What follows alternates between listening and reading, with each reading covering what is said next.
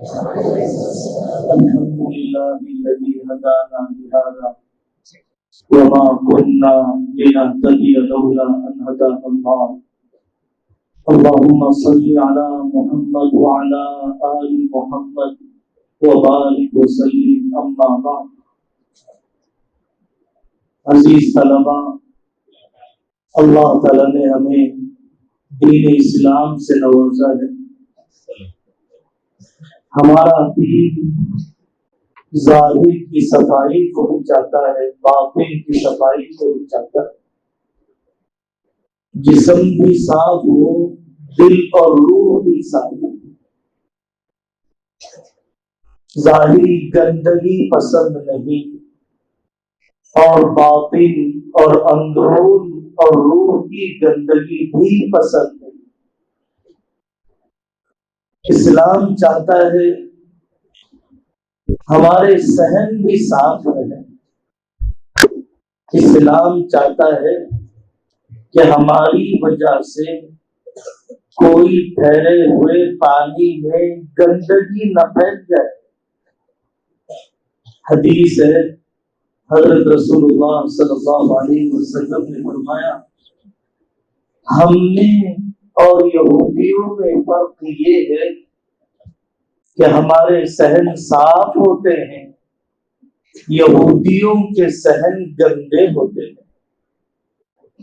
غور کرنے کی بات ہے، اگر صحن صاف ہوگا تو کیا گھر کے اندر گندگی ہوگی؟ جب گھر کے باہر اتنی صفائی اسلام چاہتا ہے تو گھر کے اندر کتنی صفائی ہونی چاہیے؟ دانت کی صفائی، مستقل مجلس ہونی چاہیے. حضرت نبی پاک صلی اللہ علیہ وسلم کے مسواک کرنے کے اوقات آپ آرام کرتے تھے، سرہانے مسواک رکھا رہتا تھا. آپ گھر میں داخل ہوتے تھے، داخل ہونے سے پہلے مسواک کرتے تھے. ایک سنت ایسی عجیب ہے، دو سنتیں ایسی عجیب ہے کہ حضرت محمد رسول اللہ صلی اللہ علیہ وسلم نے روح پرواز کرنے سے پہلے بھی اہتمام کے ساتھ انجام دیا. حضرت ابو عبد الرحمن حضرت عائشہ رضی اللہ عنہا کے بھائی آئے تو آپ نے ان کی جیب میں مسواک دیکھا. نگاہیں اٹھ رہی تھی. امی جان سمجھ گئی کہ آپ مسواک چاہتے ہیں. امی جان نے وہ مسواک نرم کر کے دیا. پھر حضرت نبی پاک صلی اللہ علیہ وسلم کے منہ میں اسے چلایا. ایک سنت مرض الوفات کی، اور دوسری سنت قل اعوذ برب الفلق قل اعوذ برب الناس والی صورتیں اس کمزوری کے عالم میں بھی امی جان نے پڑھ کر اپنے ہاتھوں میں دم کیا اور حضرت آقا صلی اللہ علیہ وسلم کے جسم پر اسے مل دیا. دانت کی صفائی، اس لیے بھی ہمیں ضروری ہے کہ ہم قرآن پڑھتے ہیں. اس منہ کو ہمارے حضرت شاہ جمع الرحمان صاحب فرماتے ہیں، اس منہ کو اللہ نے ماں کے پیٹ میں بھی گندا ہونے نہیں دیا. غذا دی اللہ نے انسانوں کو ناک کے راستے سے. بچہ ماں کے جسم کا خون لیتا ہے، قوت آتی ہے، بنتا ہے ماں کے جسم کے خون سے، لیکن وہ خون کی غذا ناک کے راستے سے اللہ نے بچے کو پہنچایا، منہ کے راستے سے نہیں. اس کو اللہ نے ستھرا رکھا. اس لیے کہ یہ اللہ کے نام کے لیے زبان استعمال کرنا ہے۔ فرشتے قریب نہیں آتے ہیں، گٹکا کھانا، گندی چیزوں کا استعمال کرنا اس لیے بھی ناپسندیدہ ہے۔ وَيُحَرِّمُ عَلَيْهِمُ الْخَبَائِثَ، کینسر آتا ہے، بیماریاں پیدا ہوتی ہیں، منہ سکڑ جاتا ہے، دانت بوڑھوں کی طرح ہو جاتے ہیں۔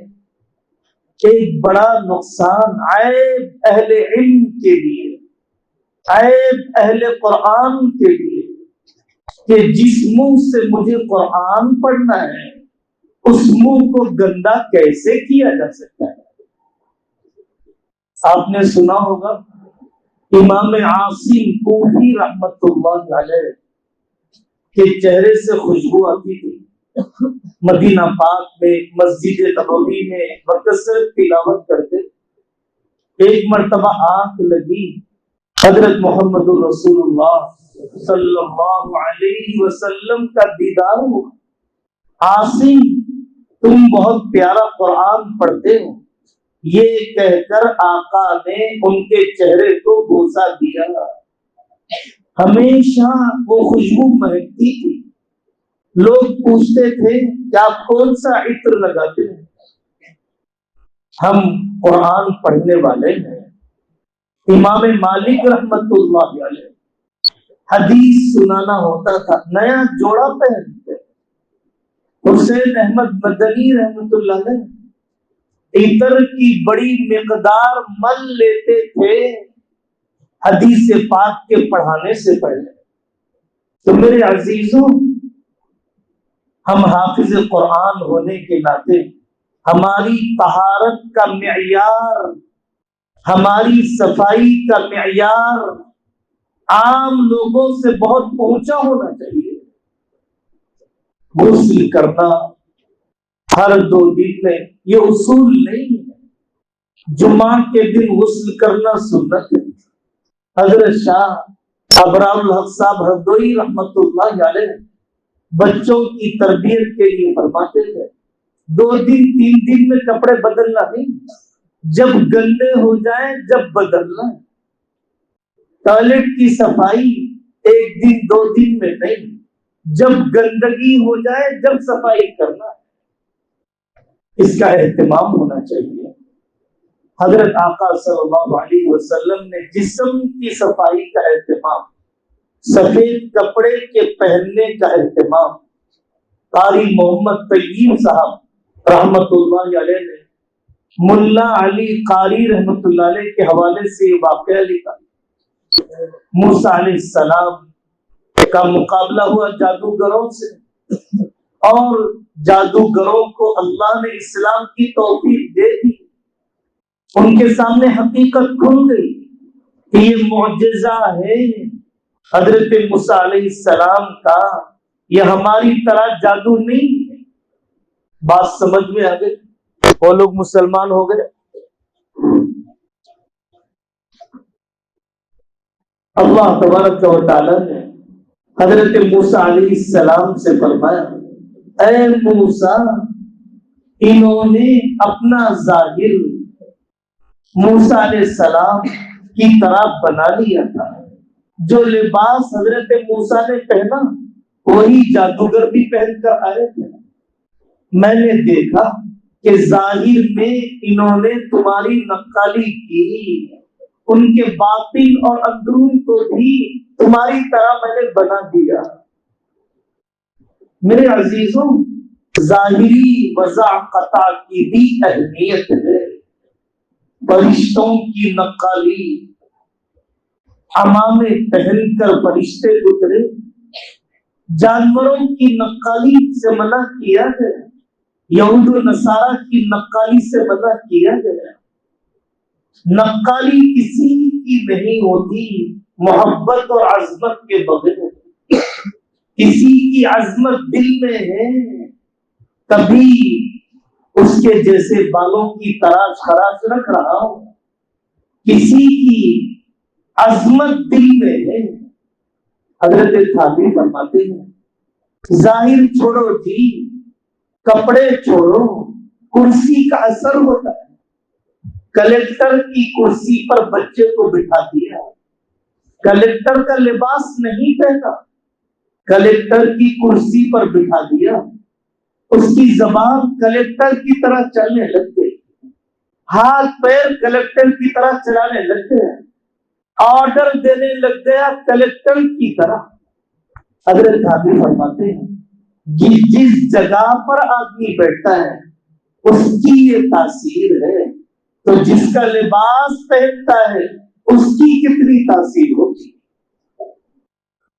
قاری محمد طیب صاحب رحمۃ اللہ علیہ فرماتے ہیں حضرت موسیٰ علیہ السلام کی قوم میں ایک مسخرہ تھا, جوکر تھا, ظریفانہ مزاج کا, مذاق اڑاتا حضرت موسیٰ علیہ السلام کا, انہی کی طرح داڑھی رکھ لیتا, عصا پکڑتا, تقریر کرتا, ان کی باتیں دہراتا, مذاق کرنے کے لیے, ذلیل کرنے کے لیے. جب پورے فرعونی ڈوب گئے, بنی اسرائیل کو اللہ نے بچایا, وہ مسخرہ بھی بچ گیا. انتہائی تکلیف دینے والا, طعن و تشنیع کرنے والا بچ گیا. حضرت موسیٰ علیہ السلام نے اللہ سے پوچھا, اے اللہ, اصل تکلیف تو اس سے تھی, اس کے کیوں بچا لیا, اس کو کیوں نہیں دھویا؟ اے موسیٰ, اس نے ظاہر میں تمہاری نقالی کی, ہم نے اس کا باطن بھی تمہارا, ہم نے اس کو ظاہر میں ڈوبنے کے عذاب سے بچا دیا. ظاہر میں تمہاری نقالی کی, ظاہر میں ڈوبنے سے بچا دیا. آخرت کا عذاب تو ہوگا, یہاں چند روزہ زندگی کے عذاب سے بچ گیا. اور بات سمجھ میں آئے گی, بھوپال میں گیس کی کمپنی تھی, اچانک گیس پھٹ گئی, رات میں سوئے تھے لوگ, صبح میں بستیاں قبرستان بن گئی, پوری لاشیں, زہریلی گیس. آج بھی لوگ کہتے ہیں جنازے کی نماز اس لاش کی پڑھی گئی جس کی داڑھی تھی, جس کے سر پر اوڑھنی تھی, جس پر اسلامی شعار, اسلامی شناخت, آئیڈینٹیٹی, جس سے اسلام پہچانا جائے, جس کے جسم پر تھی, اسی پر نماز جنازہ پڑھی گئی. نماز جنازہ مل جاتی ہے آدمی کو ظاہری وضع قطع کی وجہ سے. تو ہمیں لباس عالمانہ صلحاء کا رکھنا چاہیے. درخت کے نیچے پیشاب کرنے سے منع کیا گیا, اس لیے کہ لوگ یہاں کے سائے سے فائدہ اٹھائیں گے.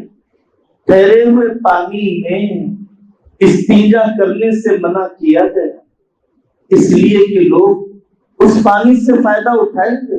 یہ پیشاب کرنے کی جگہ نہیں, انسانوں کی ضروریات اور توانائی کو مقدر کرنے کی جگہ نہیں. اسلام نے صفائی کیسے سکھلائی, ہمیں اس کا نمونہ بننا چاہیے. حضرت شاہ ابرار الحق صاحب ہردوئی رحمۃ اللہ علیہ فرماتے تھے استنجا آدمی کر کے آتا ہے, پانی نہیں ڈالتا, فرماتے تھے کہ بچوں تم سے تمہاری نجاست نہیں دھوئی جاتی, دوسروں سے تمہاری نجاست کیسے دھوئی جائے گی. مفتی شفیع صاحب رحمت اللہ علیہ ایک مرتبہ اپنے کسی بیٹے کو استنجا کر کے نکلنے کے بعد دیکھا کہ وہاں نجاست کے اثرات ہیں. فرمایا کہ تم نے حرام کیا, تم نے حرام کیا, یہاں نجاست کے اثرات باقی ہے, جیسے پانی ڈالنا چاہیے تھا نہیں ڈالا. اپنے بعد والے کو تم نے تکلیف دی. عرب ملکوں میں ٹوائلٹ میں لکھا ہوا رہتا ہے اترکی مکان افضل مما کان, اترک المکان افضل مما کان، کہ اس ٹوائلٹ اور واش روم کی جگہ بیت الخلاء کو ایسے چھوڑو کہ جیسے آپ کے آنے سے پہلے تھا اس سے بھی بہتر. یا لکھا ہوتا ہے اترک المکان کما تحب ان تستعملہ، اس جگہ کو ایسے چھوڑو جیسے کہ تم دوبارہ آ کر اسے دیکھنا چاہتے ہو. تم کیا یہاں پر نجاست کو باقی دیکھنا چاہتے ہو؟ یہاں پر کیا گندگی کو باقی دیکھنا چاہتے ہو؟ ایسا نہیں ہونا چاہیے. کتنے لوگ ہیں جو نماز پڑھنے نہیں آتے ہیں مسجد کے بیت الخلاء کی گندگی کی وجہ سے. ہم لوگوں کے بدکنے کا ذریعہ نہ بنیں.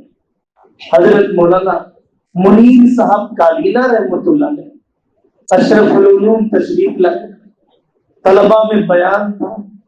حضرت نے طلباء سے کہا ناخن بتاؤ.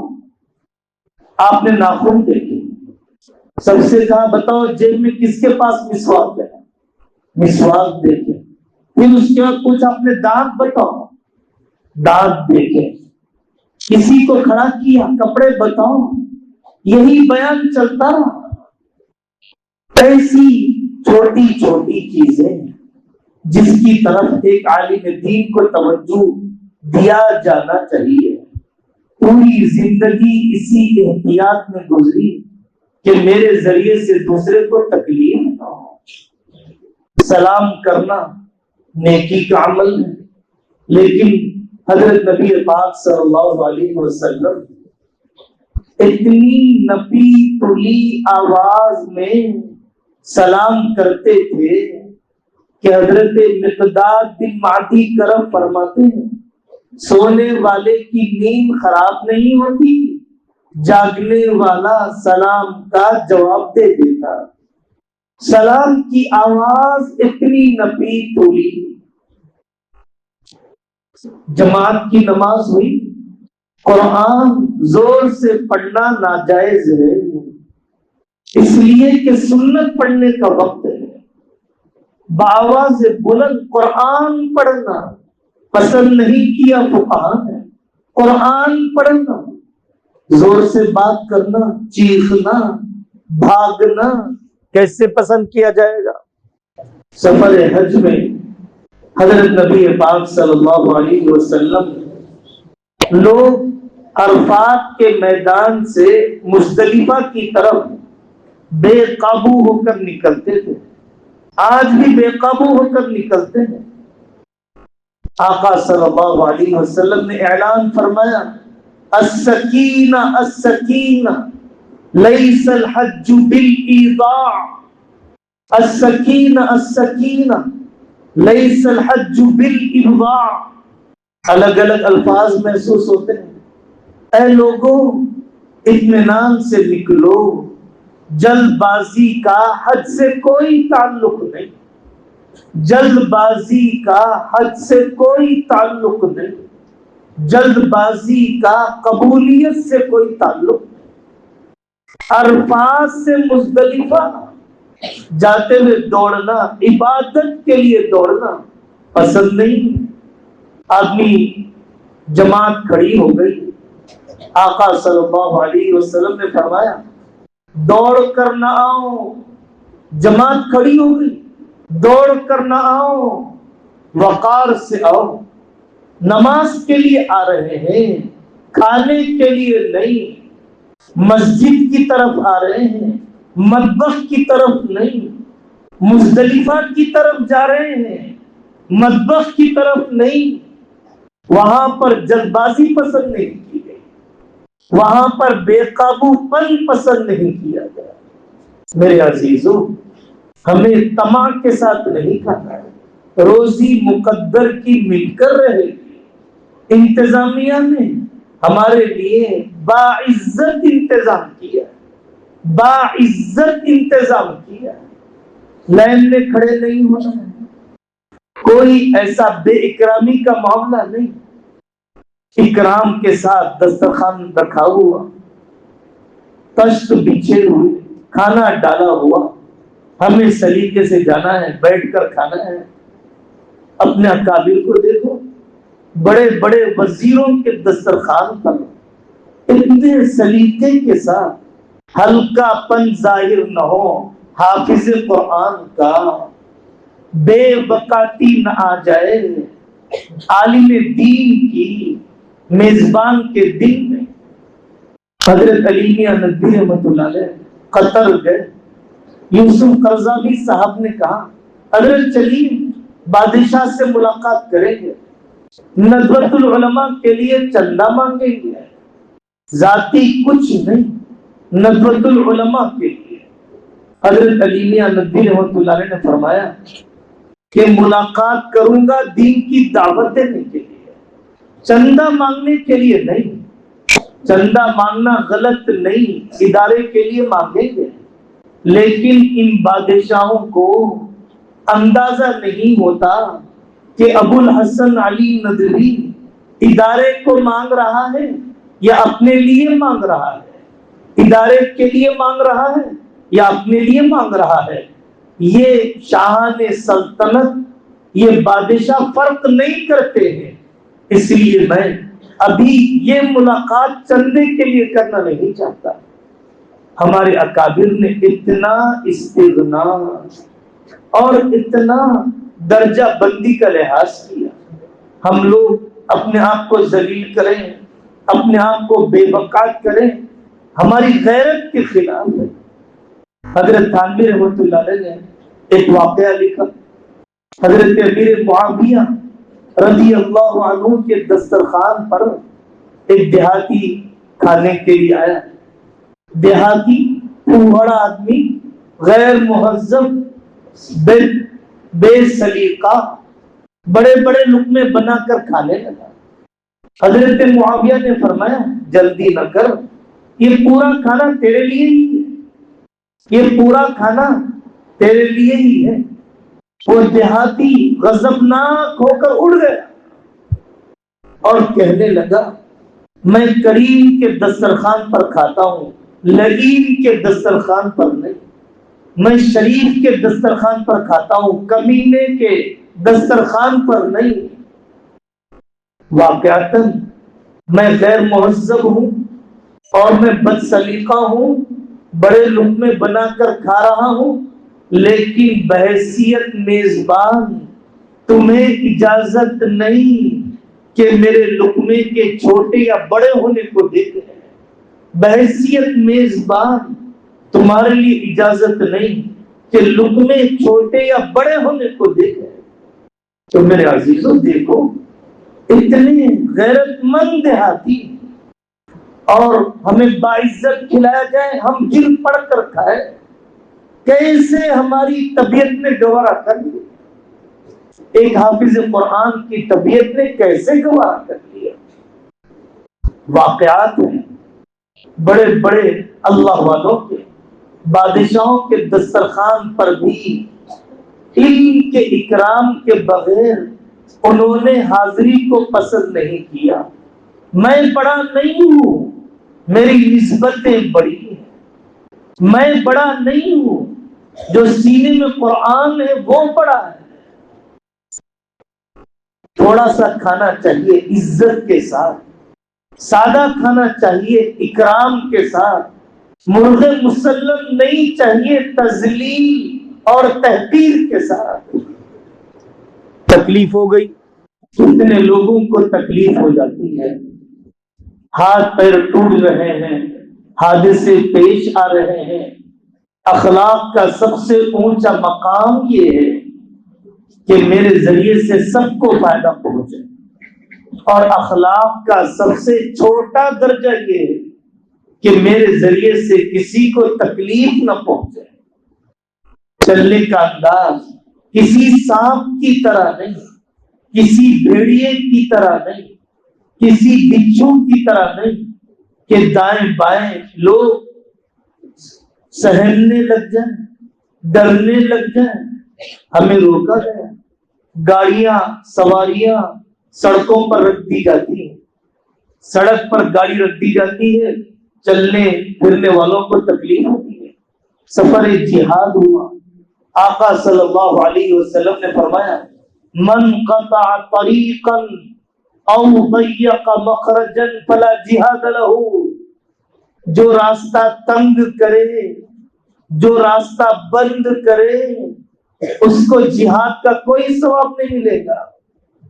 حضرت تھانوی رحمۃ اللہ علیہ زندگی کے آخری دن چلا نہیں جاتا، زمین پر گھسیٹ کے جاتے ہیں، استنجا کے لیے رات میں اٹھے، استنجا کر لیا، لوٹا لے کر گئے، اور لوٹا رکھنے کی جو جگہ تھی وہاں نہیں رکھے، بھول گئے، بیچ راستے میں لوٹا رکھ دیا اور گھسیٹ کر آ کر پلنگ پر بیٹھ گئے۔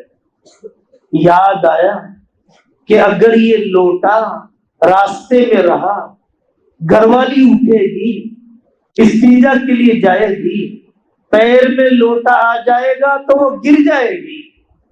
دوبارہ حضرت تھانوی رحمۃ اللہ علیہ پلنگ سے نیچے اترے، گھسیٹتے ہوئے گئے، رینگتے ہوئے گئے، اور جا کر اس بیماری کے عالم میں لوٹے کو اس کی جگہ پر رکھا۔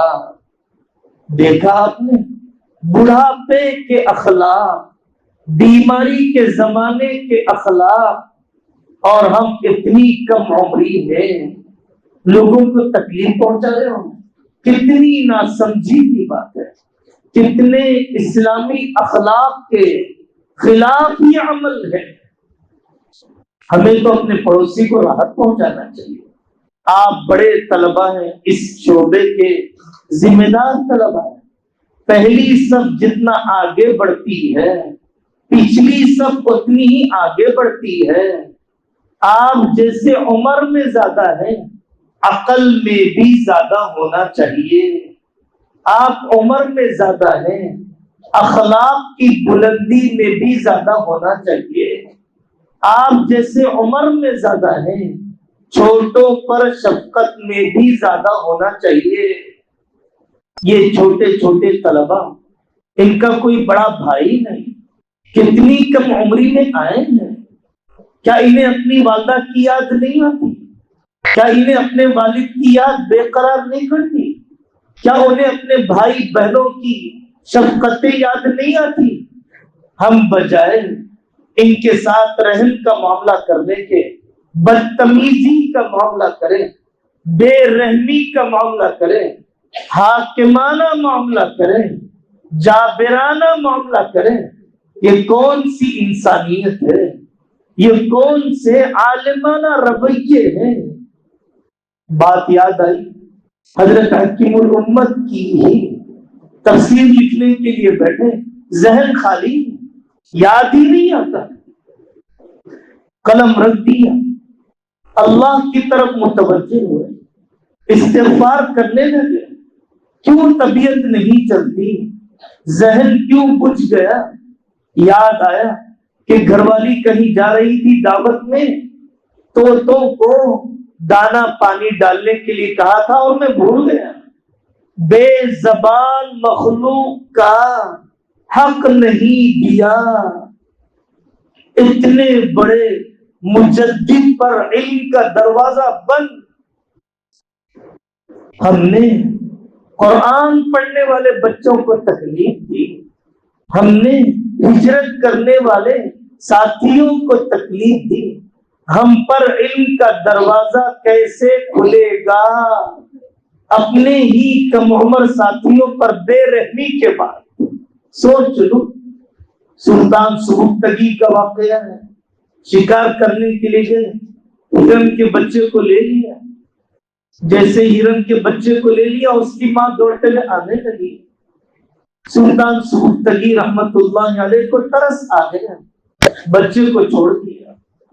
جیسے ہی گھر واپس آنے کے بعد آرام کیا، حضرت نبی پاک صلی اللہ علیہ وسلم کا دیدار ہوا، اور آقا فرماتے ہیں سبکتگی، تم نے بے زبان مخلوق کے بچے کو اس کی ماں سے ملا دیا، اللہ نے اس شفقت کی بدولت تمہاری نسلوں کو بادشاہ دینے کا فیصلہ کر دیا۔ آخری بات، یہ ہماری بڑھتی عمر ہے، 14 سال 13 سال سے لے کر 17 سال تک کی عمر، جسے ٹین ایج کہا جاتا ہے۔ کچھ جذبات آدمی کے اندر ابلتے ہیں، کچھ ناپاک خیالات کے حملے ہوتے ہیں۔ میرے عزیزوں، اس عمر کے مرحلے کو بے داغ گزارو گے، اس عمر کے مرحلے کو پاکیزہ گزارو گے، اللہ تعالی ولایت کے اونچے مقامات دیں گے۔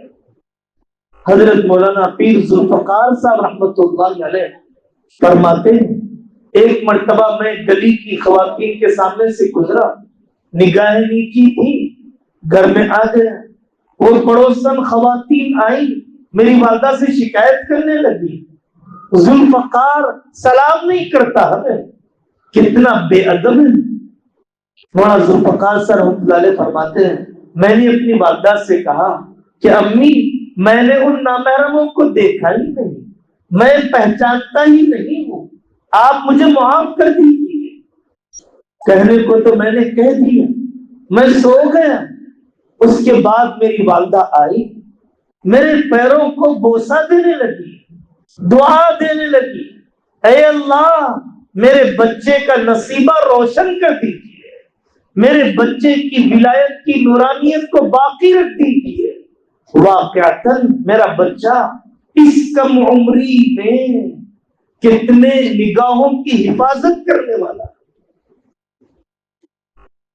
حضرت امام محمد بن حسن الشیبانی رحمۃ اللہ علیہ بہت بڑے عالم ہیں، انہی کی کتابوں کو دیکھ کر انگریز نے کہا تھا، ھذا محمدکم الصغیر فکیف محمدکم الکبیر، تمہارے چھوٹے محمد کا یہ حال ہے تو تمہارے حقیقی بڑے محمد الرسول اللہ صلی اللہ علیہ وسلم کے علوم کا کیا حال ہوگا۔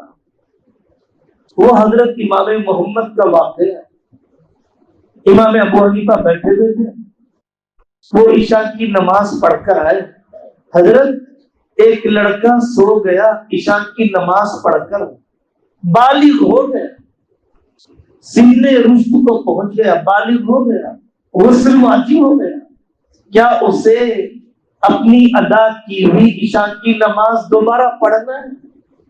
عشاء کی نماز ادا کر چکا، اب بالغ ہوا، کیا اسے دوبارہ عشاء کی نماز پڑھنا ہے؟ امام ابو حنیفہ رحمۃ اللہ نے جواب دیا، ہاں دوبارہ پڑھنا ہے، اب یہ مکلف ہوا، اب اللہ کے احکام اس کی طرف متوجہ ہوئے۔ امام محمد رحمۃ اللہ علیہ کونے میں گئے، عشاء کی نماز پڑھنے لگے۔ امام ابو حنیفہ رحمۃ اللہ علیہ نے اس زمانے میں فرمایا، اگر یہ اسی نیکی پر جم گیا، اگر یہ اسی تقوی طہارت پر جم گیا، اللہ تعالیٰ اسے باکمال بنائیں گے۔ تو میرے عزیزوں، اپنے آپ پر قابو پانا، اپنے نگاہوں کی پاکیزگی، اپنے کانوں کی پاکیزگی، اپنی تنہائیوں کی پاکیزگی، اپنے خیالات کی پاکیزگی، نگاہوں کو حرام سے بچاؤ گے تو خیال پاک رہیں گے، خیال پاک رہیں گے، خواب پاک رہیں گے، خواب پاک رہیں گے، جسمانی صحت محفوظ رہے گی۔ اگر نگاہیں آوارہ ہو گئی، خیالات ناپاک ہو جائیں گے، خیالات گندے ہو گئے، خواب گندے ہو جائیں گے، خواب گندے ہو گئے، جسمانی صحت کی تباہی شروع ہو جائے گی۔ گناہ کی خاصیت کھارے پانی کی طرح ہے، جتنا پیتا ہے پیاس بڑھتی ہے، سکون نہیں ملتا۔ گناہ کی خاصیت کھجلی کی طرح ہے، جتنا کھجاؤ اور کھجانے کا شوق بڑھتا ہے، زخم گہرا ہوتا ہے۔ گناہ ایک مرتبہ کرنے پر ختم نہیں ہوتا اور گہرا ہونے لگ جاتا ہے۔ گناہ کا راستہ ڈھلان کی طرح ہے، نیچے دھستے چلے جائے گا، آسان دکھائی دے گا راستہ۔